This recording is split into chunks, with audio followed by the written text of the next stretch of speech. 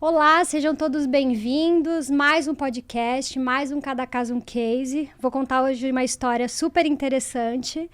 E antes, queria agradecer a todo mundo que está assistindo, mandando aí seus feedbacks. A gente fica muito feliz com as mensagens que vocês mandam. Antes de apresentar meu convidado, eu queria agradecer as marcas patrocinadoras, então a Agência New Varejo, a Bluesoft, o Elas do Varejo, o Belo Imperfeito, a Shopper2B e a XL Consultoria. Muito obrigado pela parceria. Bom, eu queria introduzir meu convidado. Eu queria dizer que ele é natural de Concórdia, em Santa Catarina, e parece ter nascido com a arte de servir no DNA. Sua trajetória começou bem cedo, como garçom na lanchonete da família. Um início simples, mas eu diria que é cheio de significados. Ele é casado com a Aline, pai de 2 filhos, o Bruno e o Otávio, e vem de uma família que se mantém unida na vida e nos negócios. Hoje ele preside 2 frentes desafiadoras, né? O varejo e uma associação. Nada simples, mas para quem conhece sabe que ele tem uma característica única, algo que combina aí muito com o nome da sua empresa ou o motivo pelo que foi dado, né? Passarela ou ponte. Ele de fato constrói pontes, cria conexões e potencializa as pessoas de todo o setor. E comigo não foi diferente, por isso é uma alegria enorme recebê-lo aqui. Seja muito bem-vindo ao Cada Caso um Case, Alexandre Simeoni. Olá, Bruna, a todos que nos acompanham. Para mim é um prazer muito grande estar aqui batendo um papo com você, contando um pouco da nossa história, né? Os desafios de quem vive o varejo diariamente. E nessa passada aqui por São Paulo a gente conseguiu encaixar, né? Então, estou muito feliz de estar aqui batendo um papo e tomara que a gente atenda a expectativa. Eu estou muito feliz. A agenda é sempre complexa, então sempre que dá para aproveitar, eu chamo pessoas que são de fora, que eu admiro e que eu quero aqui contar um pouco da história e dividir. Então, para mim é uma honra, um prazer mesmo. Sou muito admiradora do seu trabalho, do trabalho que você vem fazendo no varejo e na Akats. A gente vai falar um pouco sobre isso. Então, estou muito feliz. E para começar, eu queria um pouco que você contasse da sua infância, do que você lembra da sua infância, se você tem irmãos, como que era o seu dia a dia enquanto menino? Bom, nós somos uma família de 4 irmãos, né? Todos eles trabalham no negócio até hoje. Temos alguns negócios, né? Mas o varejo é o principal dele. Nascemos em Concórdia, né? Toda a minha família. Meus avós vieram do Rio Grande do Sul, os imigrantes, né? Que vieram colonizando o oeste catarinense. E aí começaram lá no interior, né? Produzindo suínos, aves, enfim, né? A grande maioria dos negócios, né, no passado é o agronegócio. Uhum. Então, as grandes agroindústrias estão no oeste catarinense e a família começou no interior. Quando eu tinha 9 anos de idade, a gente adquiriu uma lanchonete, né, no centro de Concórdia, onde se deu o nome de Passarela, porque tinha uma passarela para chegar até a lanchonete. Então, a marca Passarela vem da lanchonete Passarela. Eu comecei lá com 9 anos de idade, né, trabalhando como garçom, a família toda trabalhando. E aí onde começou nossa história realmente no varejo, né? Antes disso nós estávamos no interior, cuidando de aviário, junto na granja do meu avô, onde produzia para a antiga Sadia, hoje BRF, né? Onde a unidade de Concórdia é a matriz, né? Onde tudo começou da Sadia. Então meu pai foi funcionário da Sadia no passado também. E aí começou nossa história no varejo, né? Então é uma história de muita luta, né? Comecei cedo lá como garçom, saía do colégio. Estudava de manhã? Estudava à tarde, saía às 5h15 da tarde, ia para a lanchonete, tinha que limpar todas as mesas, juntar todos os papéis, as coisas que tinha no chão, né? E tal, enfim, fazia toda essa limpeza, era obrigação, era um compromisso, né? Uhum. Não era, a gente trabalhava realmente, então, e era de segunda a segunda porque é uma cidade interior e é onde as famílias iam jantar, onde as famílias acabam o final de semana, jovens, né, se confraternizar, os vendedores, viajantes que chamavam na época, vinham também fazer suas refeições e ali a gente foi fazendo um relacionamento muito grande. Concórdia, eu vi que tem por volta de 85 mil habitantes. Exatamente. Né? Fica quanto tempo de Santa Catarina, só para quem não conhece? De Chapecó, né? Chapecó é a nossa maior cidade, não tem o Tá. aeroporto, né? Nós temos aí 1h30 de Chapecó. Santa Catarina, fala Florianópolis. Florianópolis, nós estamos aí a 6 horas de Florianópolis, Tá. praticamente 500 quilômetros, né? Então ela fica mais na região oeste, já em direção à Argentina, né? Aham. Santa Catarina é um estado pequeno, mas é um estado comprido, que a gente fala. Nós temos 700 quilômetros do extremo oeste ao litoral, né? Então, a gente fica mais concentrado, onde a matriz econômica principal que prevalece é o agronegócio, né? Entendi. E você falou que tem 4 irmãos Isso. homens, né? Você é o do meio, você é mais novo? Como que é? Nós somos em 4 irmãos, eu sou o terceiro. Tenho 2 irmãos mais velhos. Tá. Ronaldo mais velho, cuida da transportadora. O Marcelo trabalha no Passarela. Eu e o Márcio, que é o diretor comercial, que é bastante conhecido no meio aí também. Legal. E você tinha apelido quando pequeno? Não, Xande. Muita Xande. gente chama de Xande. Na família, Xande. Ainda né? permanece. Exato. Legal. E como foi você comentou que trabalhava ajudando na família, mas quando você olhava, quando grande, né, que você queria ser alguma coisa, ou você sempre já imaginou trabalhar? Porque com 9 anos a gente trabalhava meio brincando, vamos dizer assim, né? Eu trabalhava na loja da minha mãe, a minha mãe vendia roupa. Mas não era algo que eu imaginava que eu faria, assim, não era uma coisa, não sei como foi para você olhar como o Alexandre Grande ou o Xande Grande.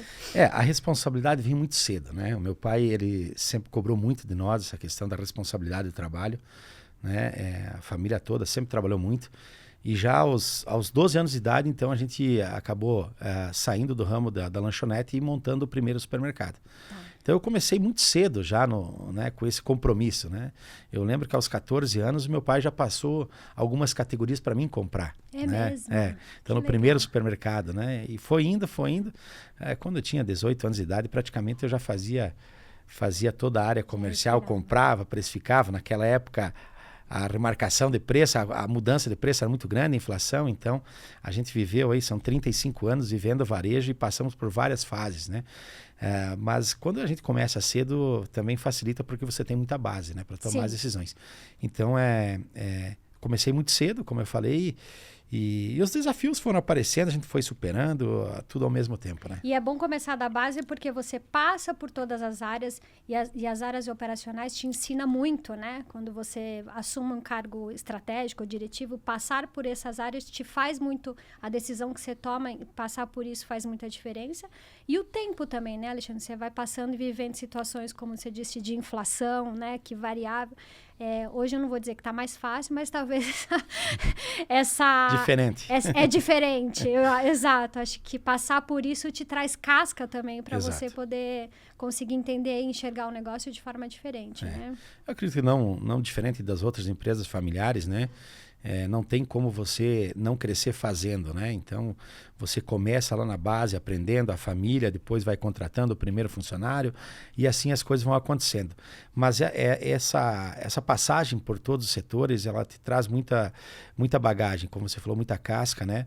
Para tomada de decisão. Então, hoje a gente tem não vamos dizer facilidade, mas tem um pouco mais de discernimento quando para tomar uma decisão, porque conhece realmente o que acontece lá na operação, né? Porque tudo acontece no chão de loja. Eu falo que a base das decisões, elas têm que ser olhadas com foco para o cliente e elas acontecem lá no dia a dia na loja, né? Muitas vezes você olhar um resultado, olhar um relatório, olhar, enfim, algumas informações, elas não te retratam realmente o que está acontecendo na operação.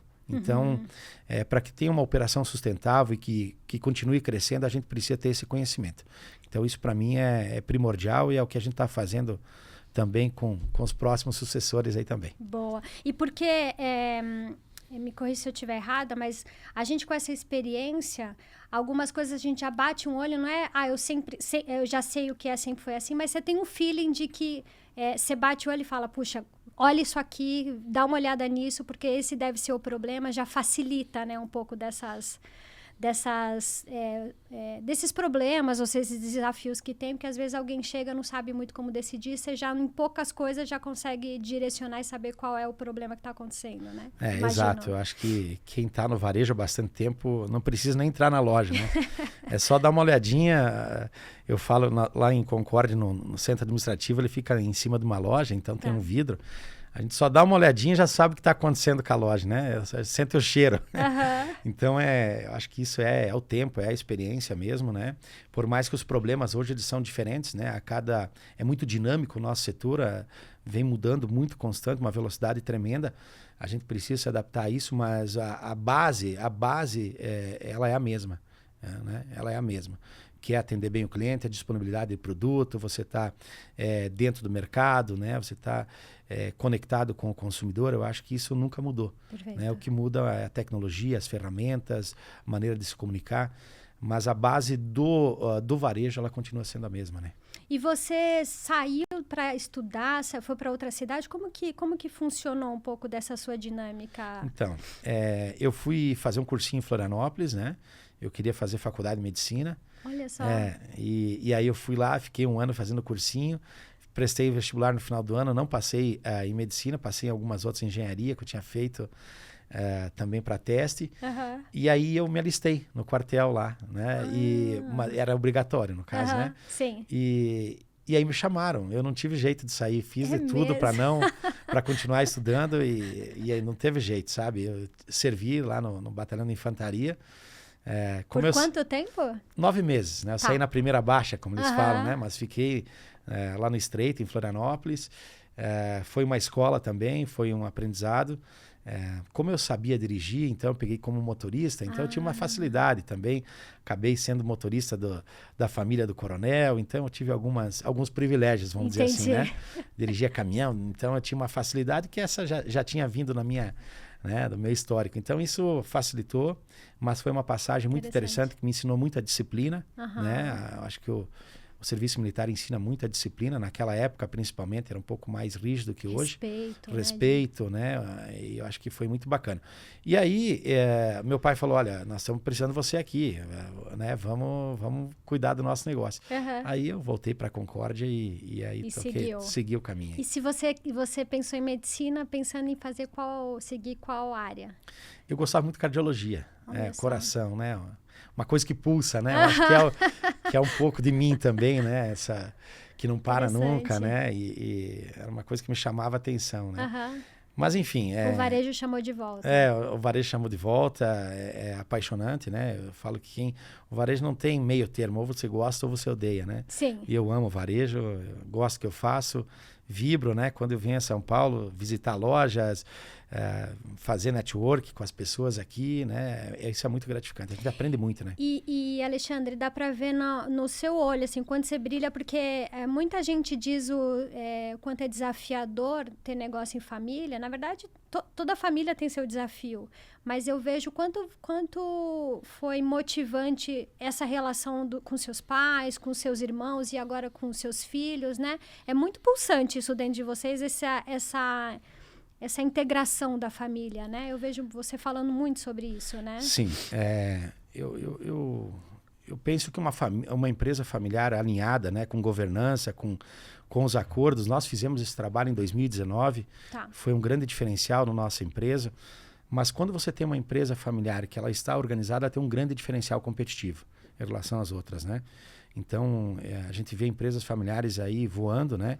E as empresas familiares que não dão atenção para isso, para profissionalizar, para fazer os acordos societários, porque tem a questão afetiva e a questão negócio, né? Isso. Então, quando você consegue separar, né, família, negócio, gestão, você tem uma velocidade, um diferencial competitivo perante as outras empresas do mercado. Então, a nossa empresa ela tem essa característica, uma empresa organizada, uma empresa familiar, mas claro que hoje nós temos vários executivos, né?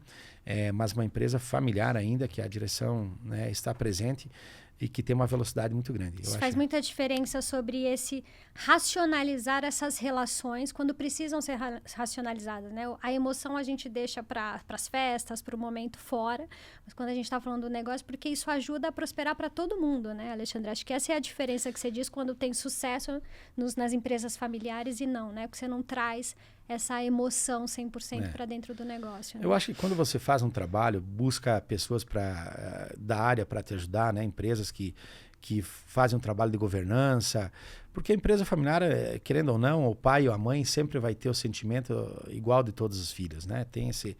E nem todos os filhos têm a mesma competência, né, para desempenhar o trabalho. Então, quando você faz um trabalho, fica muito claro o papel de cada um dentro da empresa, né? Uhum. E os assuntos são discutidos em cada fórum da família, fórum de sócios, executiva. Aí você não tem ruído e até a questão do relacionamento familiar melhora bastante. Eu acho que esse é um dos pontos que as empresas que tem as famílias ou até sociedades, né, com outros sócios, tem que deixar muito claro. É uma das coisas que faz a diferença para o negócio tomar uma velocidade e focar também no que é importante, né? Perfeito. E respeitar também isso que você está dizendo sobre quem quer estar, quem não quer estar, porque às vezes a pessoa tem habilidade para outras coisas que não tem nada a ver com varejo, né? E aí às vezes fica forçando um caminho, uma relação que na verdade ela pode contribuir de outras formas, né? Não precisa todo mundo trabalhar no mesmo negócio, né? Exato. Cada um tem as suas competências, né? Um é mais focado na área administrativa, outro na área comercial. E a gente precisa respeitar essas diferenças, né?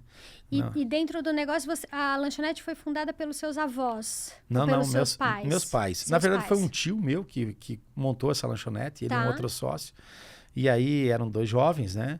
E aí a lanchonete deu muito certo e tinha que trabalhar demais. Aí a gente acabou comprando essa parte do sócio do meu tio e foi toda a família trabalhar. Minha mãe na cozinha, meu irmão no caixa, meu pai atendendo, meu outro irmão também. Então, eu ia perguntar esse núcleo familiar. Então é um núcleo Não, só é um do núcleo seu só. pai com 4 irmãos. 4 irmãos, isso aí. Tá bom, que legal.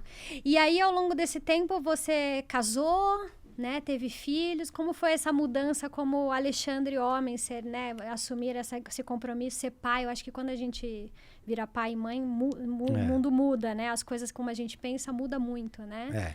É como eu falei, a responsabilidade veio muito cedo, né? Então, a gente amadureceu muito cedo, forjado, né? Eu sempre falo forjado, amadurecer.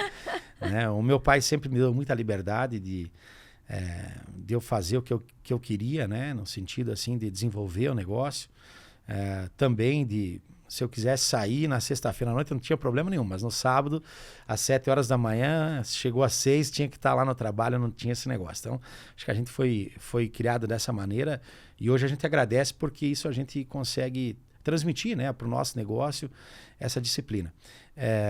Eu casei também com 25 anos, né? E aí, logo também tive o primeiro filho, o Bruno, né? Hoje está com 22 anos, né? Já está no negócio. Depois veio o Otávio. Minha esposa é dentista também, mas ela trabalhou no mercado um período. Ela é da cidade? Da cidade também, se conhecemos na cidade. Era irmã de um amigo meu e aí a gente se conheceu. E criou uma família muito bonita, né? Eu acho que a base do sucesso também, do que a gente vem desempenhando, tem a questão da família, da companheira que está do lado, né? Porque ser esposa supermercadista não é fácil. Não é fácil, né? É muito dinâmico, o celular não para, né? Toda hora, todos os dias não tem horário. Então, assim, a família é muito importante nesse processo. E graças a Deus eu consegui construir uma família muito bacana. E ela ter trabalhado no negócio facilita um pouco o entendimento da dinâmica. Porque você sabe, só um parênteses, quando a gente vai para evento, feira, a gente quase não consegue pegar no celular, né?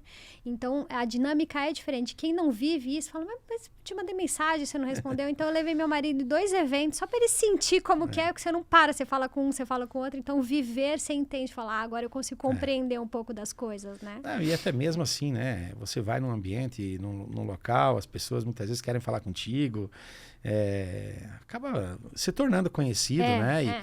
E assim, fornecedores, clientes. Então, você tem que tentar conciliar tudo, né? Perde um pouquinho, muitas vezes, a privacidade, enfim, mas faz parte. Eu acho que isso faz parte do negócio e a gente tem que estar consciente. E como você falou, a família tem que saber como funciona. Mas eu nunca tive problema em relação a isso. Eu nem diria que é ônus e bônus, faz parte do dia a dia. Exato. Acho que é um pouco disso. E também vamos dizer, entre aspas, esse assédio, essa busca, esse conhecimento é um resultado daquilo que você construiu como profissional, né? De assumir a liderança da Passarela. Queria que você contasse um pouco disso também. E hoje à frente da CATS. Então, isso naturalmente traz essa visibilidade e as pessoas querem falar, querem estar. Então, é meio que natural, é uma consequência, né? Não diria que é um ônus, é uma consequência. Né? Consequência, é isso aí. E eu, nessa caminhada, eu fui ajudado por muitas pessoas, né? Porque eu sempre fui muito curioso, né? De perguntar, de ir visitar, conhecer operações, né? Quando você tem uma loja, 2, você é pequeno, você tem que buscar essa informação. Informação hoje está um pouco mais acessível, né? Você tem a informação aí na palma da mão, mas no passado você não tinha. Você tinha que pegar o ônibus e ir lá conhecer, né? Quem era bom nisso. Você enxergava algumas lojas e você, mas quando que eu vou chegar lá, né? Quando que eu vou conseguir ter uma loja assim e tal? Hoje facilitou muito mais o acesso, né? E esse relacionamento ele é importante porque ele encurta caminho, né? Então, sempre fui muito curioso em buscar informação, de fazer esse network, esse relacionamento, uma construção, uma aliança muito sólida com fornecedores. Na época que eu fiquei no comercial, fiquei por uns 24 anos, eu acho, comprando, né? Então, quando você não tem volume e você precisa ser competitivo, você precisa trazer indústria para o teu negócio, ainda você não tem uma expressão, não tem envergadura, mas você precisa ser competitivo para crescer. Então, eu falo hoje é muito mais fácil, né? Você já está num tamanho que fornecedor muitas vezes precisa te vender, né? Sim. Mas quando você é pequeno é muito difícil. Então, Sim. isso eu acho que vem através do relacionamento, da tua acessibilidade, de você conseguir, né, chegar às pessoas, até você até as pessoas. E eu fui ajudado por muitas pessoas nessa caminhada e hoje eu consigo retribuir. Né? Tem muitos mercados pequenos, padarias, até recentemente teve um caso também. Quando eu posso dar algumas dicas, ajudar, faz isso, faz aquilo, ó, caminha isso aqui, encurta. Eu acho que isso é retribuir, é gratificante. Eu acho que isso que alimenta, né, a nossa alma e faz com que a gente continue acreditando que a gente pode melhorar. Porque a gente aprende com todo mundo. Sem dúvida. Né? Eu sempre falo, você não aprende só com o grande ou com o médio, você aprende com um cara que tem uma loja, ele tem muito para te ensinar também. Então, essa humildade em querer aprender. Entendeu? Perfeito. Quanto tempo já... A Passarela vai fazer quantos anos? Tem quantos anos? 35 anos. 35. E Isso. Quantas lojas vocês estão? Hoje, 22 lojas Tá e nós bom. temos mais 4 para abrir esse ano aqui ainda. Tá no ritmo de abertura aí que eu tenho acompanhado, Sim, né? nós temos aberto em torno de 6 a 7 lojas por ano, né? Ano que vem já tem 6 lojas confirmadas, já estão em obras. Estamos investindo muito na retaguarda, né? A gente sempre cresceu com um suporte de retaguarda, né? Com CD, com a nossa central de produção, que é a fábrica de Helena, né? Que são de panificação. Enfim, sempre se estruturando. Agora com a operação do Rio Grande do Sul, também com CD no Rio Grande do Sul. Né? Então isso vai trazendo envergadura, mas não somente em número de lojas, mas sim com uma operação consistente, né? Porque a gente consiga entregar o melhor para os nossos clientes, né? Porque não é só por loja, tem todo, né? Por trás das cortinas tem todo um cenário que precisa ser dado atenção também. Então a gente tem investido muito nisso e eu acho que é um dos fatores que nós temos conseguido colocar a loja e ter sucesso. E olhando para o cenário competitivo que ultrapassa as barreiras de supermercado, atacarejo, né? A gente está hoje... o supermercado concorre com muitos outros, né? Farmácia, hortifruti, açougue, enfim. Eu digo que o mais fatiado é o supermercado, porque tem muitas concorrências de todos os lados. Mas, então, aumentar o bolo, ele fica cada vez mais desafiador. Então, é como a gente trabalha a eficiência, a retaguarda, para a gente poder tentar trabalhar um pouco melhor na rentabilidade ou nesse custo de operação, porque aqui também pode ajudar bastante, né, Alexandre? Não sei como você tem visto isso, questão de panificação que você disse, enfim, acho que isso, o varejo tem olhado mais para isso, né? Sim. Vamos lá. O Brasil é muito grande. Então, quando você fala no varejo, a gente vê muitas diferenças, né? Você vai para o norte, nordeste, São Paulo, você vai para o sul. E dentro do próprio sul, por exemplo, nós temos situações diferentes, né? Você tem Santa Catarina... Aí quando você vai para Santa Catarina, você tem as regiões litorâneas com uma situação, nossa região oeste com outra situação. Então, a competitividade, ela cresceu, né? O mercado está muito maduro, principalmente em Santa Catarina. Vou falar um pouco mais de Santa Catarina, que a gente tem um domínio. O mercado catarinense ele é muito competitivo, é muito maduro. As redes catarinenses têm crescido bastante e investido muito no negócio, na melhoria de lojas, né? na eficiência operacional. Consequentemente, o nível de competitividade é muito alto, né? Quando você fala em preço, eu sempre faço uma comparação. Acho que Santa Catarina, Minas Gerais também são 2 estados muito competitivos. Eu venho para São Paulo e falo, poxa, se nós pudéssemos operar com esses preços aqui, nós estaríamos ganhando muito mais dinheiro, né? Em outras regiões também. Então, acho que até prova disso é que as redes catarinenses estão entrando no Rio Grande do Sul, algumas, né? Estamos nós, o Bistec, o Forte, tem outras redes que entraram no Rio Grande do Sul também, porque é um mercado ainda que existiam oportunidades. Mas é muito concorrido. Eu acho que a gente precisa, assim, ter essa retaguarda, como você falou, organizada, para que, além de eficiente, você seja competitivo, né? Você não tenha ruptura, né? Você consiga otimizar o teu recurso principal, que é estoque, né? Hoje o dinheiro custa caro, então, produto parado ele tem um custo financeiro, então o CD ele te facilita quando você tem uma boa gestão sobre os estoques. E isso tem feito a diferença. A gente vê que as redes estão crescendo, estão investindo muito na questão da eficiência. A margem está muito apertada, então não tem como você sobreviver se você não tiver um custo baixo ou um custo justo para o teu negócio, que você consiga ainda repassar isso no preço e ter um pouco de margem de lucro, né? Acho que esse é o momento, tá desafiador. Nós vivemos aí com elevadas taxas de juros, então as empresas que têm um endividamento acima do normal aí estão sofrendo muito porque tá ficando, né, para pagar juro, e aí não tem dinheiro para investir. Muitas vezes você acaba até não tendo dinheiro para conseguir manter a operação, e é uma realidade do mercado. Né? Eu acho que o mercado vai concentrar. A gente já viu algumas redes vendendo, oferecendo semanalmente. A gente tem ofertas de redes regionais, né? O pessoal com 3, 4, 5 lojas, até redes maiores também. Porque o mercado ele vai concentrar. Essa é a minha visão. Então, a necessidade de você enxergar o teu negócio, ver as oportunidades que você tem dentro dele e o que realmente é expertise. Tem grandes redes que não querem verticalizar nada, né? Eles querem tudo terceiro, enfim, não querem trazer mais esse negócio, porque trazer um frigorífico, né, um processamento de carnes, uma central de produção de padaria, de frios, tudo isso é mais um negócio que você tem para gerir. E ele tem que deixar resultado. Agora, claro, que ele acaba sendo um diferencial, muitas vezes, né? Quando você consegue ter domínio do que você vai produzir, você consegue oferecer um produto diferente do que a grande maioria oferece, né? No caso de frigorífico, também a gente vê várias centrais de produção, né, de processamentos de carne, alguns frigoríficos conseguem ter um preço mais competitivo, oferecer um produto com a qualidade adequada com o preço. Então, acho que são características de cada rede que faz que tem a sua visão. Nós gostamos muito de ter domínio, né? Então a gente tem muita parceria com fornecedores de hortifruti, né, que produzem exclusivamente para nós, para ter um produto, ter garantia e assim por diante.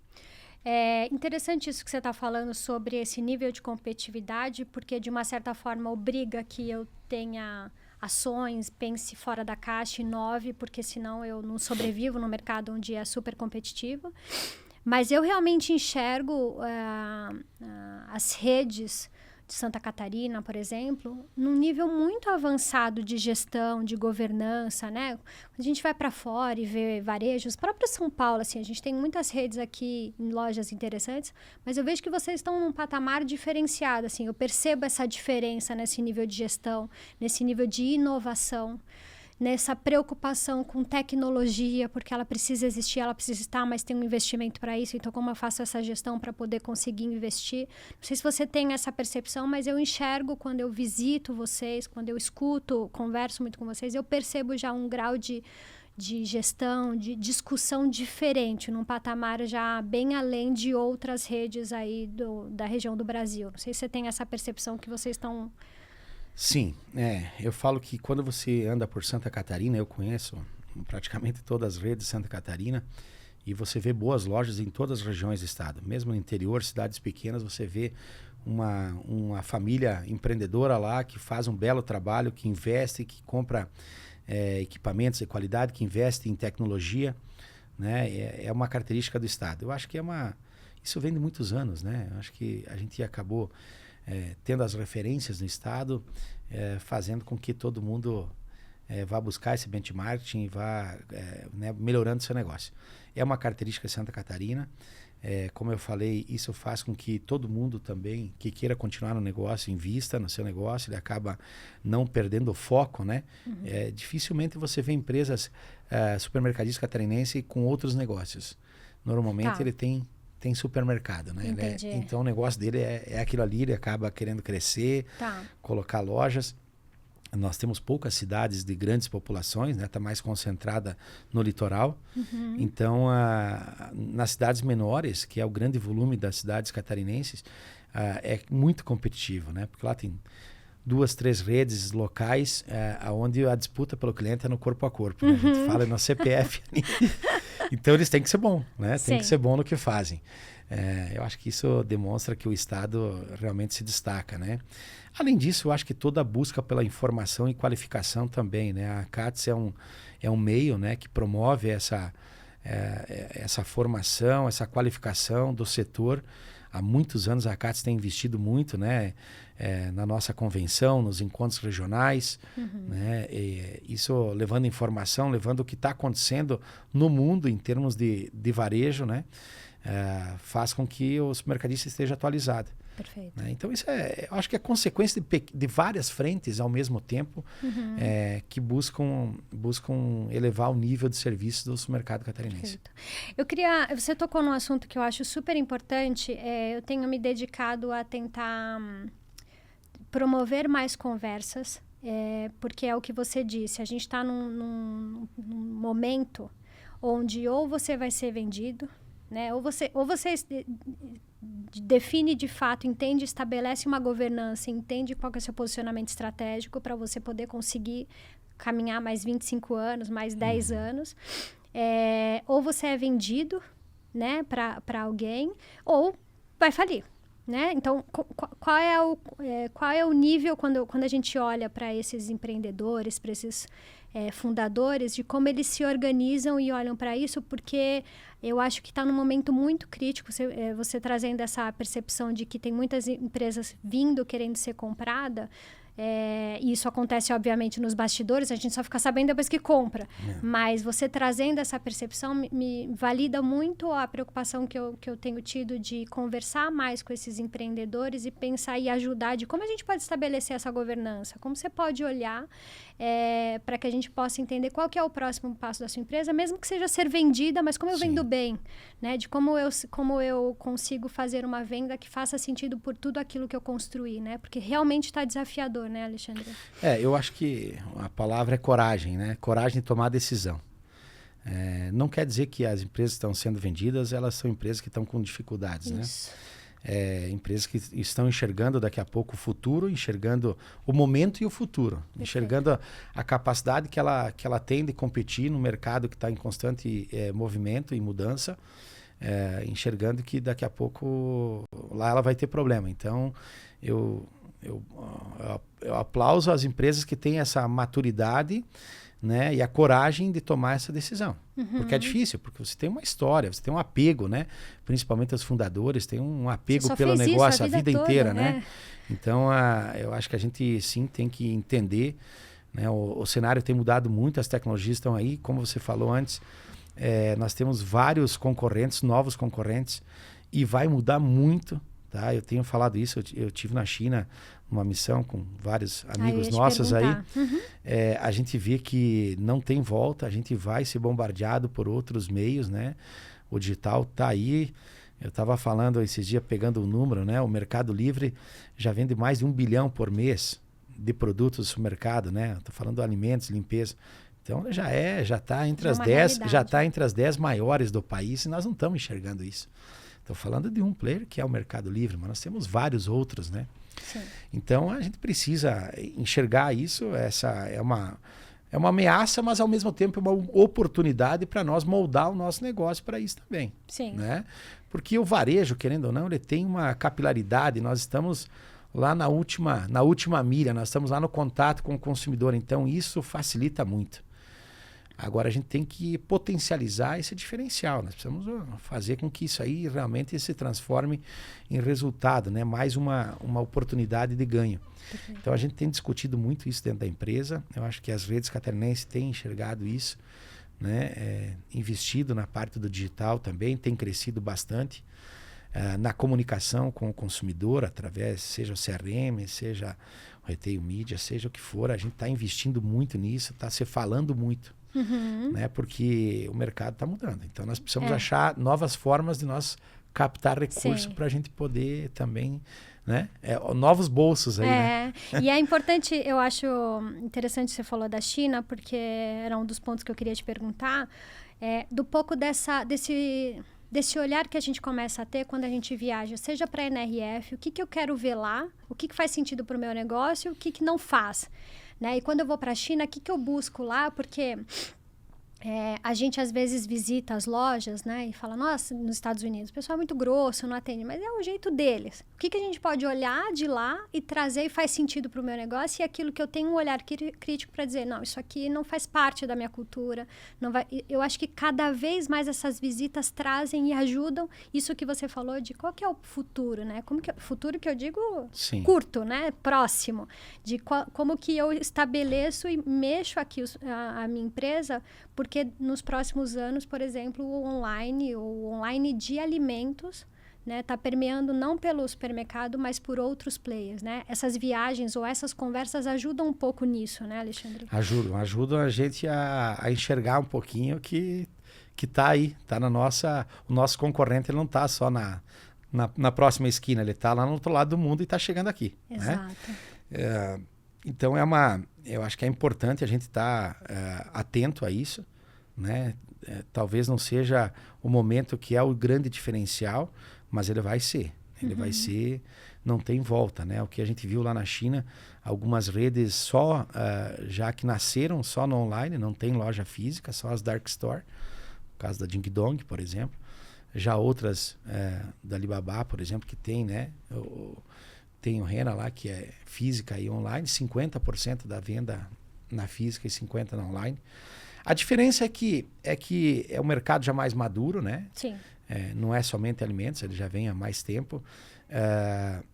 Uma facilidade na operação do online. Então, na comunicação, não tem ruído, nós temos muita barreira na compra no online, né? Eu falo que lá é muito prático, né? Muito rápido. E nós temos que simplificar e facilitar isso para o consumidor. Então, algumas experiências, talvez, que o consumidor teve nesse decorrer não foram muito satisfatórias, ele acabou não focando muito, foi lá na loja física. Sim. Mas a partir do momento que vai melhorando, eu tenho certeza que o consumidor também vai migrando para o online. Até por uma questão de tempo, né? Uma questão de mobilidade, depende da cidade também. E uma questão de confiança, né? Do que ele vai comprar, ele vai receber. Perfeito. Eu acho que isso é uma construção, né, de cada marca que tem que ser feita. Mas não tenho dúvida que o consumidor está muito propenso a comprar no online, né? A gente vê outros segmentos aí já com uma grande fatia, uma grande fatia sim, já, né? Sim. Então nós temos que entender, porque daqui a pouco a gente está com uma estrutura grande de lojas físicas, com estruturas pesadas, e tá lá o chinesinho lá com a motinha dele, com uma dark store de 800 metros, vendendo 3.500 itens, muito mais competitivo, muito mais rápido que nós, entregando peixe vivo em 30 minutos, como a gente viu lá. E a gente começa a ficar assustado, né, cara? Eu ouvi uma frase uma vez que os chineses já estão entre nós, a gente só não tá vendo eles ainda, mas eles já estão aqui, já estão dominando, já estão entendendo muita coisa. A gente fala, lá no interior, a cidadezinha, pô, o cara compra de qualquer, né, dessas plataformas, e no outro dia tá recebendo, entende? Então, não dá para subestimar, né? A gente precisa estar atento. A gente tem falado isso constantemente dentro da nossa empresa também. Estamos investindo, mas claro que tem muito que evoluir no Brasil ainda, né? Tem umas questões culturais também. Total. Né, que a gente sabe que a gente é muito do contato, né? E que tem coisas que eu acho que é um pouco também da nossa maneira de pensar, que a gente precisa também rever, né? Acreditar, né? Porque muitas vezes a gente acha que não funciona, não é possível, né? Mas quando vê alguém fazendo, aí você, puta, agora já estou atrasado, né? Mas é legal, acho que, claro, que a gente precisa, né? Eu sempre falo assim, né, Bruna? A gente precisa viver o presente e olhar para o futuro, né? O que mantém a empresa de portas abertas é o presente, né? Agora você precisa ser ambidestro, né? Olhar para o futuro também. Perfeito. Você precisa estar com o pezinho lá, olhando o que está acontecendo, colocando investimento nisso também. Então, Perfeito. Acho que é essa maneira. E, Alexandre, queria que você contasse um pouco dessa sua transição. Você falou que foi diretor comercial por 24 anos, né? E isso, o comercial vamos dizer, o coração, né? A gente depende, o varejo, o corpo humano depende de vários órgãos, mas, sem dúvida, o comercial tem uma parte fundamental aí. Por vários sentidos, não pela importância da área, mas da importância de comprar bem, da importância do que saber comprar. Mas eu queria que você contasse um pouco como foi essa sua transição para virar CEO, né? Que eu acho que muda muito, da perspectiva do negócio, da perspectiva pessoal, da perspectiva para a família. Então, queria que você contasse um pouco desse momento. Tem quanto tempo que você está como CEO? Nossa, foi em 2019, na verdade, né? Em 2019 que a gente realmente fez esse trabalho veio junto com a governança. Veio junto com a governança, né? Eu já tinha, naturalmente, eu tinha essa liderança, né? Tá. Dentro da sociedade, enfim, dentro da família.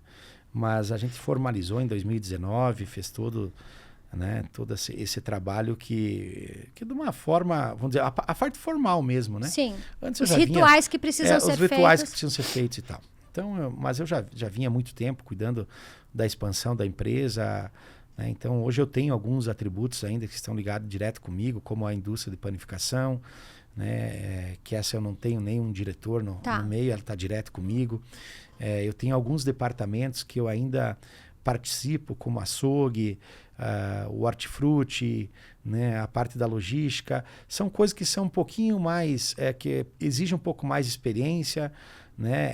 É diferente do que você só comprar um produto industrializado. Você precisa olhar o teu parceiro, você precisa olhar toda a cadeia produtiva, você precisa ter consistência nesse fornecedor, né, que ele vai te garantir, porque em determinados momentos do ano você tem dificuldade, né?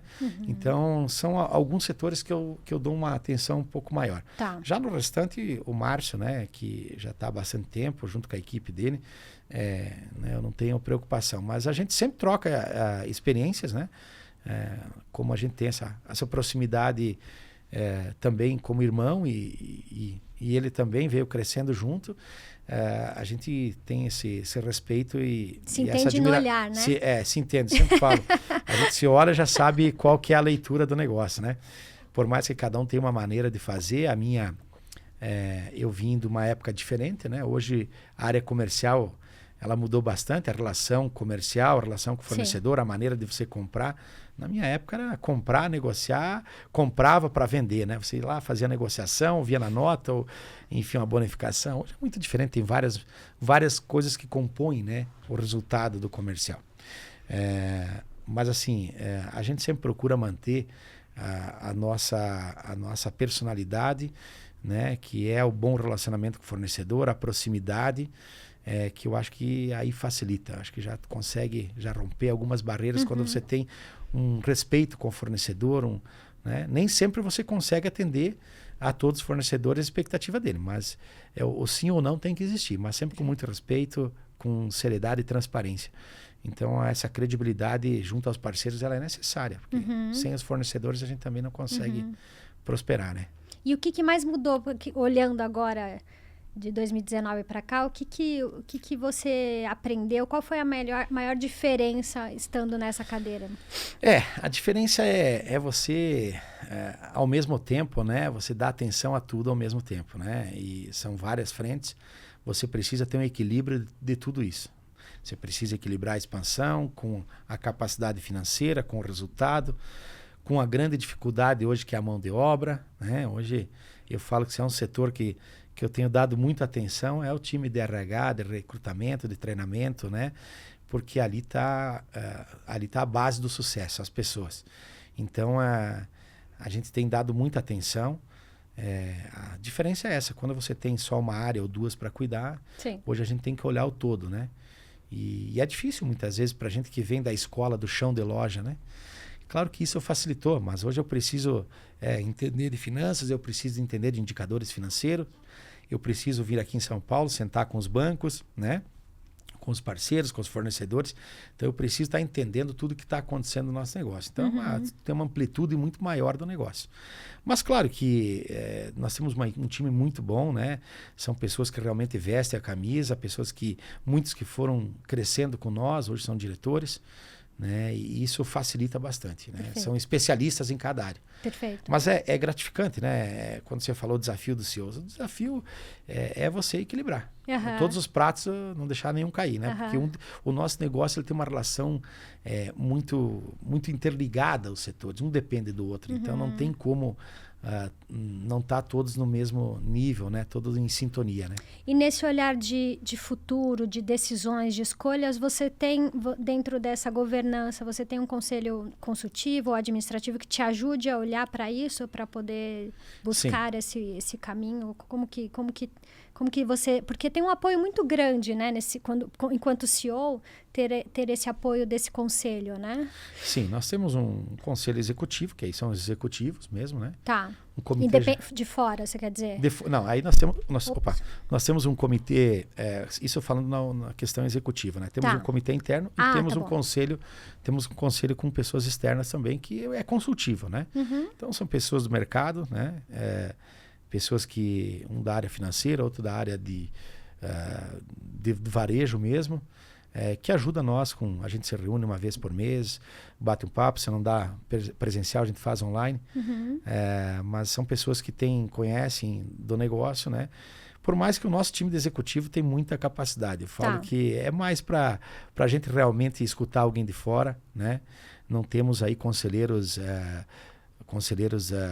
de mercado com custo alto, né? Uhum. A gente procura também, até porque tem dado certo, né? Perfeito. Eu acho que quando a gente sabe o que está fazendo, existe um planejamento estratégico muito bem traçado, está cumprindo e a gente vai monitorando, né? Uhum. Por mais que no Brasil a gente precisa estar revisando toda hora, né? Porque a gente não pode... Eu falo, é difícil, o pessoal o nosso planejamento é 2 anos. Uhum. Eu sempre faço para 2 anos a abertura de loja, porque daqui 3 anos eu não tenho certeza da taxa de juros, eu não tenho certeza que aquela cidade escolhida já não entrou um outro player antes dos 3 anos e já não cabe mais. Perfeito. Então a gente vai fazendo isso num curto espaço de tempo que aí a gente consegue executar. A minha pergunta para você foi um pouco proposital nesse sentido, porque a gente tem hoje no Brasil, você talvez saiba melhor do que eu, acho que 99% dos varejos alimentares são familiares. Mas a gente tem uma quantidade menor de empresas hoje que tem uma governança. E isso, de uma certa forma, vai começar a se estabelecer. E a minha pergunta foi muito nessa provocação de que cair um pouco esses mitos de que precisa ser um grande conselho, que precisa pagar, né, trazer muitas pessoas, vamos dizer assim, como você disse, de fora. Qual é a expectativa, qual é o momento que você está? O que eu digo qual é o nível de maturidade que você tem para você trazer alguém para te aconselhar? Né? De repente não precisa ser 10 pessoas, se você tem 2 pessoas, dependendo dos desafios que você tem, traga para te ajudar, para te orientar. E faz diferença isso que você falou, é só sua base executiva, se o seu board, o comitê, ser muito estratégico e te ajudar nisso também, né? Então, minha pergunta foi um pouco mais para provocar quem está assistindo a gente, de que não precisa começar com muita coisa, com muito conselho, mas ter um conselho, ter alguém te aconselhando pode ser fundamental em alguns processos, né? Exato, Bruno. Eu acho que até eu comentei no início, quando a gente procura alguém com conhecimento um pouco maior que a gente tem ou que já passou por esse caminho, só um bate-papo, muitas vezes, de meia hora, 1 hora, já te encurta bastante, né? Então, ter abertura para chegar até as pessoas, ter esse relacionamento, eu acho que já é uma forma de você ter um conselho, né? Uhum. Uma forma informal, mas a gente acaba... É um aconselhamento, né? Sim, eu acho muito importante, independente do tamanho da empresa, ter alguém de fora olhando, né? Mas eu sempre falo, os números falam a realidade da empresa, né? Então você tem que ter uma boa análise, respeitar os indicadores financeiros, principalmente na ânsia de crescer, os indicadores de endividamento, todos esses indicadores que te mostram a realidade da tua empresa, saúde financeira da tua empresa, capacidade de você crescer e isso tem que ser levado, isso tem que deixar a emoção de lado e ser levado realmente a sério, porque é questão de sobrevivência, né? Então, quando a empresa já está madura nesse ponto, muitas vezes você não precisa buscar no mercado alguém que vai te falar o que você já sabe. Exato. Ou que está ali, que está nos teus olhos, né? O importante, a gente busca, essa é uma das formas que nós temos feito, é buscar alguém específico para determinados assuntos e determinados momentos. Por exemplo, a digitalização da empresa. Então agora a gente está conversando com um especialista e tal, olhando esse mercado, né, que está como a gente falou antes. Então, nós estamos buscando alguém para fazer esse trabalho. Então, é específico naquela área. Nossa logística não está eficiente, não sei o quê. Vamos buscar alguém. Então, alguns consultores, né? Seria conselho, um consultor específico em determinados momentos, conforme a necessidade da empresa. Perfeito. É isso que a gente tem feito. Perfeito. Tá? E outro mito, acho que você pode quebrar também, justamente por conta dessa governança e desse olhar que vocês tiveram, eu tenho dito muito, porque tem muita gente preocupada em falar sobre sucessão. E aí, um pouco do que eu tenho trazido de informação e ajudar é de que a sucessão não é que você vai ser substituído amanhã, não é sobre você ou sobre ser substituído, é como eu olho o futuro da empresa, como eu penso, porque sucessão envolve muita coisa, de como você traz pessoas para o negócio, como você traz inovação para o negócio, envolve muito mais do que simplesmente substituir uma pessoa por outra, certo, Alexandre? Queria que você falasse um pouco sobre isso. Sucessão é um assunto muito amplo, né? Eu estudei bastante, fiz alguns cursos já. Vou te falar que eu acho que é uma das coisas mais complexas que tem dentro de uma empresa. E assim, a sucessão ela tem que ser um negócio realmente com profundidade. Não é colocar o sucessor, o filho, né, do fundador, ou que seja para ser ou quem vai substituir. Tem que se preparar também o sucedido, muitas vezes, né? Tem todo um trabalho aí que quem é da área sabe muito bem a dificuldade que é você formar um sucessor, né? Principalmente quando o sucessor ele não tem afinidade com o negócio. Você força ele a ser um sucessor. Então, acho que esse é um dos erros, né? Acho que tem que estar maduro. O sucessor precisa querer, sim, né? Assumir esse compromisso, né? Além de querer, ele precisa ser preparado. Então, o tempo de preparar que é muito importante, que muitas vezes aí está um erro, né? Você já começa sentando na cadeira do pai sem passar pela base. E aí, quando vai tomar as decisões, elas são muitas vezes sem um conhecimento profundo. E na tua equipe você tem pessoas que conhecem a história, conhecem a base, conhecem tudo como se constrói aquele resultado. Então, precisa ter um respeito, né, a essas pessoas também. E a sucessão não quer dizer que ela tem que ser familiar, ela pode ser uma sucessão com um executivo, Sim. né? Sim. Quando a gente fala em sucessão, muitas vezes as pessoas falam, não, tem que ser para o meu filho, para alguém da família. Não quer dizer isso. É você, talvez, passar o teu bastão para uma pessoa que você contrata no mercado ou alguém que está dentro da tua empresa. Então, a sucessão, ela é necessária. Nós já estamos falando nisso. Por mais que eu seja jovem, tenho bastante tempo ainda, mas eu já estou com o meu prazo de vencimento já escrito lá, né? Porque muda muito. A facilidade que hoje a nova geração tem, né, com as tecnologias, enfim, com o mercado, eles são muito mais habilidosos, muito mais fácil do que a gente que veio de uma outra escola. Mas a nossa experiência também contribui para que realmente isso seja potencializado. Né? Então, nós temos visto grandes empresas com dificuldade na sucessão. Eu acho que muitas vezes o motivo de sair do negócio é a sucessão, de não ter ninguém, né, pronto, preparado, né? Eu fico pensando, olho para trás, não tem ninguém, e aí o que eu faço, né? Vou comprometer tudo que eu construí.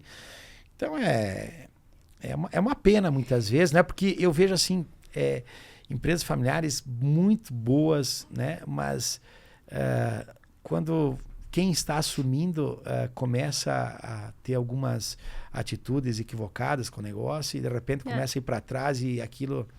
É triste quando você vê uma empresa assim, e tem muitas, né, Bruna? Tem muitas que acontecem. Então. O que eu quis te trazer esse assunto, porque falar sobre sucessão nesse momento não significa que é para amanhã, mas eu acho que é como você olha, porque às vezes você tem um filho, uma filha, um sobrinho preparado, mas ele vai ele talvez esteja pronto daqui 3, 4 anos, daqui 5 anos. Então, como eu faço isso acontecer? Quem que eu posso trazer se for uma sucessão imediata? Quem que eu posso trazer que pode ser que não seja da família? Num tempo administrado, controlado, que você sabe o que você está fazendo. Mas eu acho que o diferencial, e você pode falar melhor sobre isso, quando isso está alinhado e o sucessor e quem vai suceder andam junto, faz muita diferença para a tranquilidade dessa passagem e para responsabilidade de quem está vindo, né, Alexandre? Porque não é simples também suceder uma pessoa que tem uma história de um negócio, né, de 25, 30 anos, é uma super responsabilidade, né? É responsabilidade de ambas partes, né? Para quem está sendo sucedido e para o sucessor, né? Acho que de ambas partes tem que ter um alinhamento. E eu acho que esse acompanhamento por um período, um médio e longo tempo aí, até que realmente sentir segurança, né? Isso. E não somente segurança para o sucedido, mas para a empresa, para quem faz parte dela. Exato. Porque eu posso estar seguro que meu filho está vindo, mas o meu time não está seguro lá, entendeu? Então, eu acho que tem que olhar o todo. Perfeito. Mas está preparado. Está preparado para mim, mas não está preparado para o restante do negócio. Então, é importante que olhe o todo, né? O aceite, né? Eu acho que isso é bastante importante também. Isso a gente nota que muitas vezes, assim, o fundador tinha, né, um carisma, todo mundo gostava, mas agora veio o filho, cara, ninguém gosta, está perdendo profissionais, está perdendo a essência da empresa, perdeu a mão do negócio e aí começa a andar para trás. Então, o aceite da empresa como um todo é muito importante. Perfeito. Para o sucessor. Esse olhar de quem está vindo, seja de fora ou da família. Quais são as características desse negócio que eu estou chegando, desse varejo que eu estou assumindo, né? Que tem isso do fundador que eu preciso manter? Porque isso é o que conecta, que às vezes não é dito, né, Alexandre? Acho que isso é para qualquer profissional, eu acho. Às vezes a gente chega numa empresa trazendo conhecimento, bagagem de culturas que são diferentes daquela que a gente está assumindo. E a gente precisa ter esse olhar para poder, me fugiu a palavra, mas é esse cuidado mesmo de entender como que se construiu essa empresa, né? Como que esse fundador tocava, porque eu acho que tem coisas não ditas e que às vezes faz aquele funcionário estar lá, né? Confiar em vocês, né? Eu acho que as empresas familiares, normalmente, que a gente vê, tem muitas pessoas que construíram junto, né? Tem pessoas lá ainda na empresa que 30 anos que ajudaram a construir, passaram. Então, precisa ter o respeito, o reconhecimento, né, de quem está assumindo para essas pessoas o que eles fizeram dentro do negócio. Não é simplesmente, talvez, porque já não está mais tão atualizado e que tem que descartar, né, mas precisa ter esse respeito, a humildade. Eu acho que a humildade, quando a pessoa tem essa humildade, ela consegue conquistar tudo que ela precisa, né? Entendeu?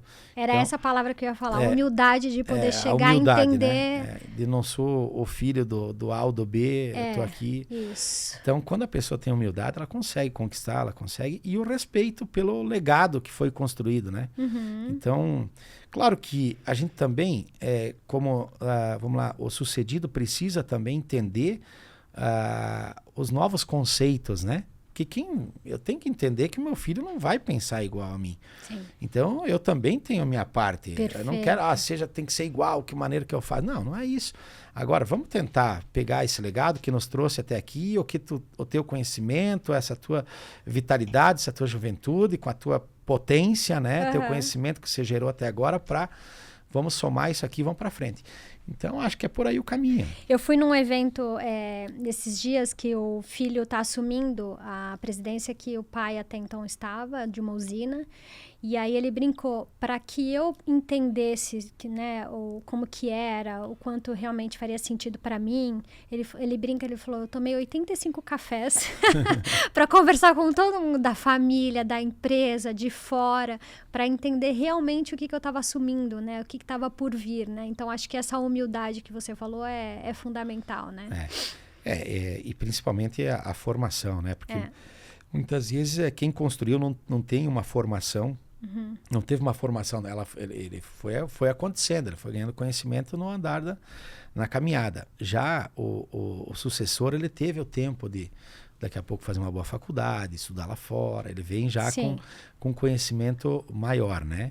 Então, quando ele tem essa humildade, essa leitura, né, do que está acontecendo na empresa, do que, como a gente falou, do legado, de como foi construído e mais o que ele já conseguiu da formação dele, isso potencializa um monte, né? Perfeito. E não é difícil.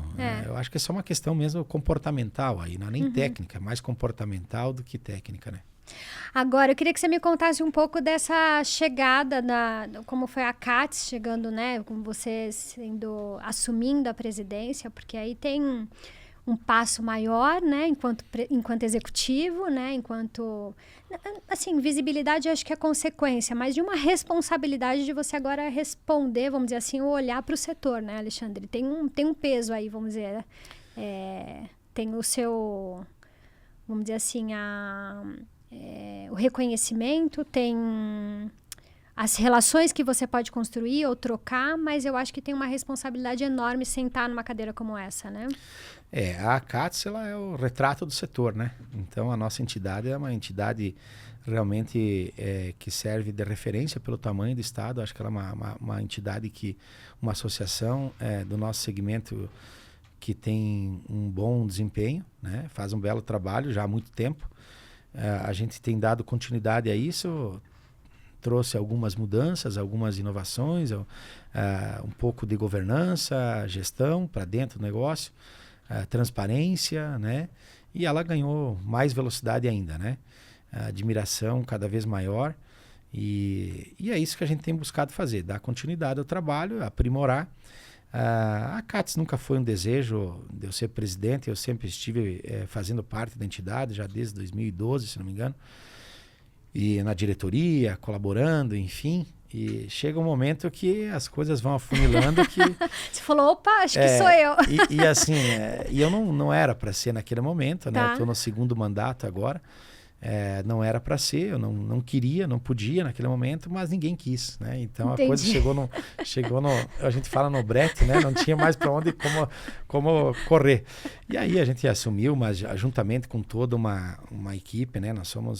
A gente conseguiu trazer muitas redes para dentro da CATS, ela democratizou a CATS, então nós temos pequeno, médio, grande varejista presente, praticamente todas as redes expressivas do Estado fazem parte da CATS, e a gente procura também trazer os menores varejistas para nós também escutar um pouco mais, que é a grande maioria, né? Uhum. Que é a grande maioria. Então a gente conseguiu aproximar mais o associado da entidade, a participação, prova disso os encontros regionais, que nós, ano a ano, estamos batendo recorde de público, todos os encontros regionais. Eu sempre falo, o que a gente vai fazer para o próximo ano? Eu brinquei, eu falei, a Expo Super, cada ano a régua fica mais alta. Exatamente, a gente toda hora acaba a Expo Super, a gente fala, para ir para o ano que vem, o que nós vamos fazer? Porque né, todo ano a gente supera o resultado, né? A gente entrega um resultado maior. A CATS está com uma saúde muito boa, uma governança legal, tem sempre alguns ajustes para fazer. Temos um time sensacional na CATS, né? As pessoas realmente fazem a diferença, o nosso time lá de colaboradores, né? E é isso, é fácil gerir uma entidade onde tem a participação, né? Quando você levanta a mão, as outras vezes estamos aí para ajudar, estamos todo mundo junto. Fica fácil, não é difícil, né? Porque já está desenhado o modelo dela do dia a dia. É claro que as boas relações com os fornecedores e com os órgãos governamentais, a gente precisa manter, né? A gente precisa estar sempre atento. Então, nós temos uma proximidade muito grande com o governo do Estado. Todas as ações do governo do Estado a gente constrói junto. Isso facilita. Não tem aquelas demandas assim que surge do dia para a noite, cai de paraquedas, a gente não sabe o que fazer.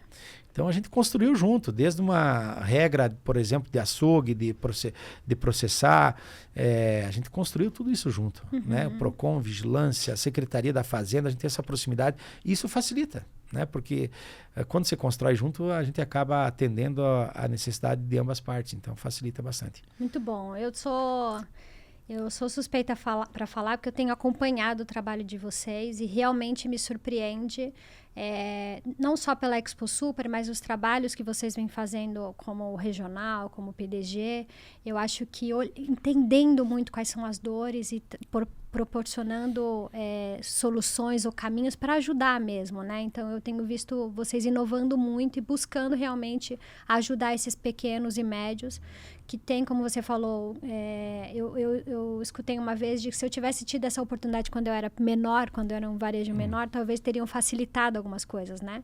Mas eu realmente vejo vocês inovando, não é só... E copiar e colar não tem problema também, porque a gente aprende com a experiência do outro, mas eu vejo vocês sempre buscando inspiração, então eu queria te parabenizar pelo trabalho que vocês têm feito.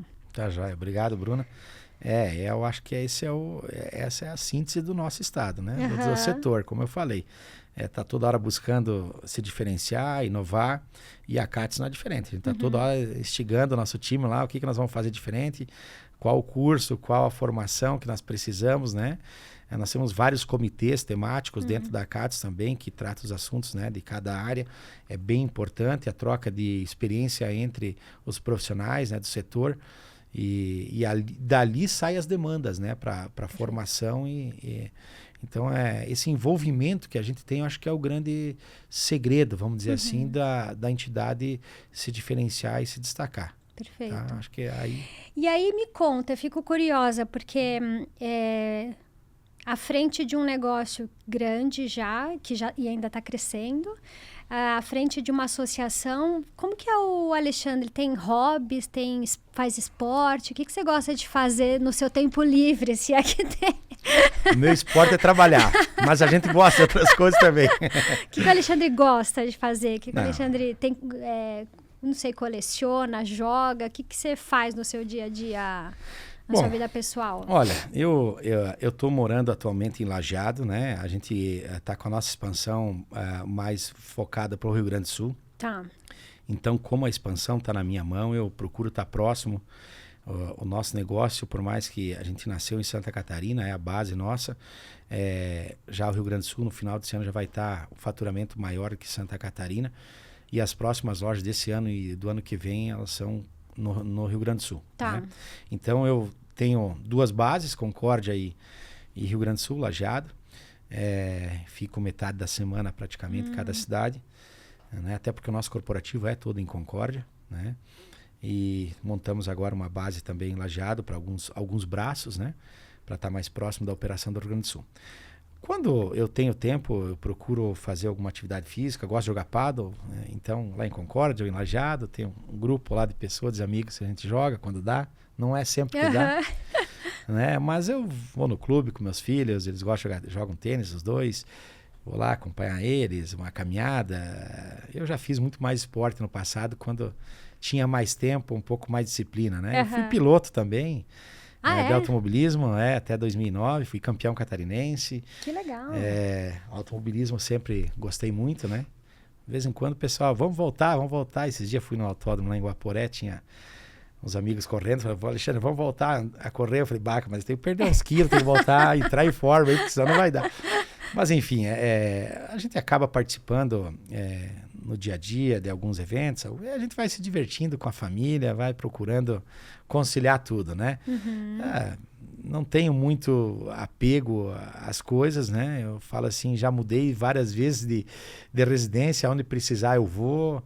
Interessante. Sabe, consigo fazer amizade em todos os lugares que eu passo.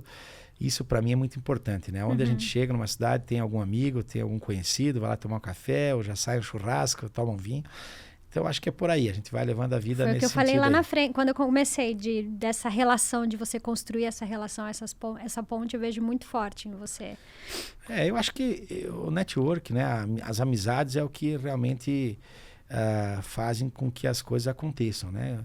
Eu falo que são 2 coisas que a confiança, né? A credibilidade, a confiança e o relacionamento. Os negócios estão muito atrelados a isso. Perfeito. Se você não tiver confiança, tiver relacionamento, dificulta. Agora, a confiança, né? A transparência, a seriedade, ela a reputação. A reputação, né? Exato. Ela é muito necessária. Então, quando você tem isso, as portas se abrem. E é o que tem acontecido com nós, né? Nas cidades que a gente chega, com os parceiros que também investem conosco nas obras, alguns. Então, vai criando essa credibilidade, essa teia de relacionamento que vai abrindo portas, vai facilitando.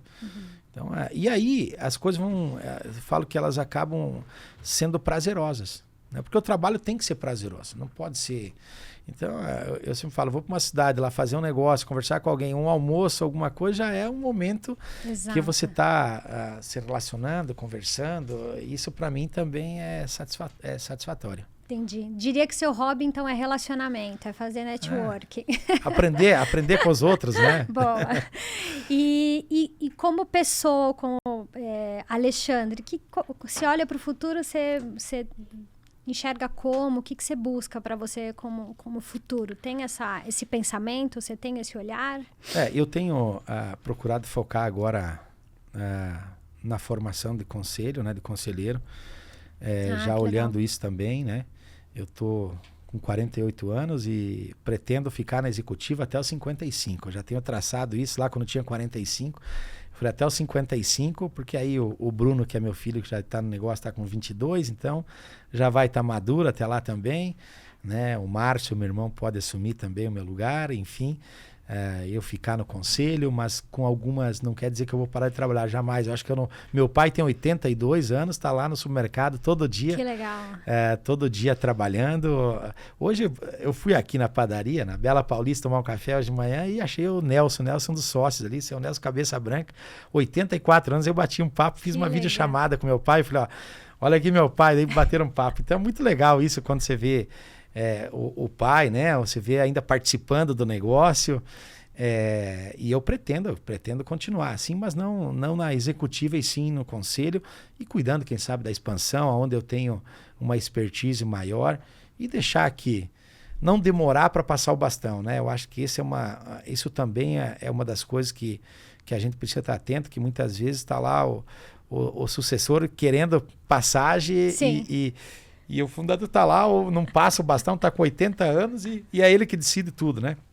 Então, acho que a gente precisa entender isso, o ponto da nossa capacidade e também da nossa entrega, né? Não quer dizer que a gente vai, mas eu acho que a gente precisa dar oportunidade para os outros também, né? Bem legal. Porque quando você tem esse planejamento, você já começa a pensar quais são os outros caminhos, como expansão, outras coisas que você quer assumir, facilita, né? Deixa o caminho...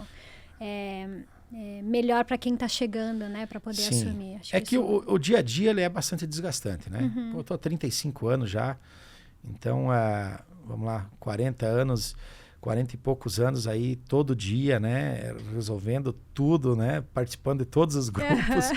Então, assim, é bastante assunto e eu acho que a gente precisa tentar equilibrar um pouco também a questão, né, de aproveitar um pouco também a vida no sentido do compromisso, do horário, né? Então, todo dia, tal.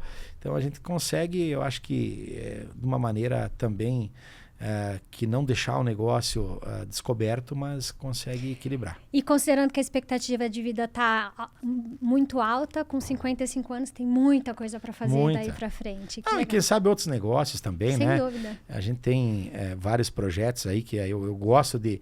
Quando a gente começa algo novo, eu vou à frente, né? Por exemplo, foi com a fábrica, a central de produção. Lá no passado, quando nós tinha 2, 3 lojinhas, ir para o Ceasa, vir para o Ceagesp, eu comecei, então, até formar alguém. Então, eu gosto disso, né? A gente tem projeto do frigorífico também, tem outras indústrias que a gente está olhando relacionadas ao nosso negócio. Então, eu gosto desses desafios, né? Dizer assim, cara, isso aqui agora vamos fazer rodar. Quando tá rodando tudo, parece que eu perco um pouquinho já. Quero outro. Eu quero alguma coisa mais difícil para mim, né? Então a gente vai... Isso que nos motiva, né? O dia a dia, esses desafios, essas dificuldades que a gente encontra e tem que buscar informação. Eu gosto muito disso. Boa. Alexandre, eu sempre faço uma pergunta para quem vem aqui. Por curiosidade mesmo, se eu tivesse a oportunidade de te dar 10 minutos para você estar com alguém, pode ser para você conhecer, para você falar, para você, enfim, estar próximo, quem que você escolheria se eu tivesse a oportunidade de ter 10 minutos? Eu tenho, minha mãe. Minha mãe é a pessoa... Minha mãe e meu pai também, mas a minha mãe, a gente tem um laço muito forte, né? Falo que sou muito parecido com a minha mãe. E minha mãe foi uma guerreira, né? Conseguiu criar os filhos trabalhando muito, né? A minha mãe trabalhava no açougue lá quando nós tínhamos a primeira loja. Sempre trabalhou muito, criou os filhos assim... Né? Nós vimos uma família pobre, né? Uma família não tinha e fomos construindo. Então, eu tenho... Sempre que eu posso, eu gosto de escutar ela, de bater um papo, de tomar um chimarrão com ela quando eu vou lá na casa. É uma pessoa que realmente eu admiro. Acho que os valores que ela transferiu para os filhos, isso faz com que a gente consiga ter uma vida próspera, ter uma vida no sentido assim agradável, ser uma pessoa que também que constrói pontes, que tenha relacionamento. Então é uma pessoa que eu me inspiro bastante. Que legal, que legal. Parabéns pela escolha. A gente sabe que no mundo do varejo, às vezes a gente tem o fundador ou tem a pessoa à frente, mas tem que ter sempre alguém ali tocando a família, ajudando, isso é super importante, né? Faz super a diferença, né? Eu acho que a base para o sucesso, se você não tem alguns valores, é difícil. Ou você pode até construir o teu conhecimento, mas se você não tem alguns valores, ele te derruba lá na frente, né? Você cai do cavalo. Então, eu acho que essa questão da idoneidade, né, de ser correto, de trabalhar, de ajudar quem você, ser justo. Eu acho que isso aí vai até o fim da vida e te ajuda muito. Que legal. Eu posso fazer uma bela faculdade, uma formação, ser expert no assunto, mas se faltar alguns valores, isso aí não sou completo, não entendeu? tem dinheiro que faça... Então, acho que a base começa por aí. Eu acho que as pessoas têm que dar importância para isso, né? Que o restante é mais fácil de construir. Agora, eu construir o conhecimento sem ter essa base, ela não tem sustentação a longo prazo. Que legal. Qual é o nome dos seus pais? Daniel e Helena. Daniel e Helena, parabéns por esse filho, por esses filhos, por permitir, conseguir que essa família se desenvolvesse, crescesse junto. Acho que esse é o maior orgulho deles. Tenho certeza de que olhar para trás... Traz um orgulho enorme. Nossa, meu pai, ele vibra. É um cara de 82 anos, ele todo dia no supermercado, todo dia presente com os colaboradores. Vai lá olhar o produto que está indo fora, né? Por que está indo fora, cobra. É bonito de ver. E para nós é muito legal isso, sabe? Porque a gente não consegue mais enxergar algumas coisas. E ele está lá escutando o cliente, ele vem, a gente precisa dar atenção. Acho que é muito legal isso. Te faz você voltar a dar valor para algumas coisas que hoje você não consegue mais enxergar e que te fizeram chegar até aqui. Sim. Então, precisa escutar eles, né? Alexandre, queria te agradecer. Eu fiquei muito feliz que você aceitou o convite, muito feliz de te entrevistar, de conhecer um pouco mais sobre você. Sou muito admiradora do seu trabalho, né, do que você vem fazendo. Muito feliz da relação que a gente construiu na CATS, mas realmente estou muito feliz. Foi uma conversa super boa, espero que você tenha gostado. Tenho certeza que você vai inspirar e ensinar muita gente. Acho que a gente tem essa oportunidade, através desse meio de comunicação, ajudar pessoas que às vezes estavam passando por um momento ou outro, ter uma palavra, ouvir você falar, acho que foi super importante. Então, estou muito feliz, muito agradecida pela oportunidade. Tá joia, Bruna. É recíproco aí a admiração que eu tenho por você também, né? Uma grande profissional. A gente muitas vezes deveria falar mais, né? Mas infelizmente o dia a dia, mas a gente acompanha o teu trabalho e tem ajudado muito, né, a desenvolver o varejo. Eu acho que isso é fundamental. Essas pessoas são várias, né, que ajudam a trazer informação, a tecnologia. Vocês realmente fazem a diferença, né, para as empresas que dão atenção para isso. Então, obrigado por tudo que você faz aí pelo varejo brasileiro. E obrigado pela oportunidade, estou sempre à disposição, a todos também que quiserem trocar ideia, né? A gente está sempre aí disponível para aprender um com o outro. Acho que o mundo é uma eterna aprendizagem, aí a gente precisa estar atento a isso. Sem dúvida. Queria agradecer a todo mundo que assistiu, que acompanhou. Disse que ia ser uma história incrível, uma pessoa, um profissional que a gente admira bastante. Espero que você tenha gostado e até a próxima.